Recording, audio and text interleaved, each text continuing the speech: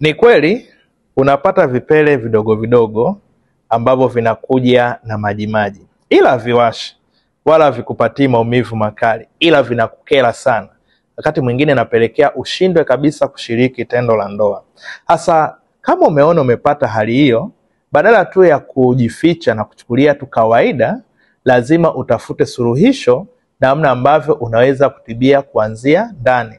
Kwa sababu kwa muda mrefu umekuwa ukitumia dawa za kupaka, lakini tatizo bado liko pale pale. Nataka nikwambie, siku utakapopata dawa ambayo itaenda kutibu kuanzia chanzo, kesi yako itakuwa imeisha.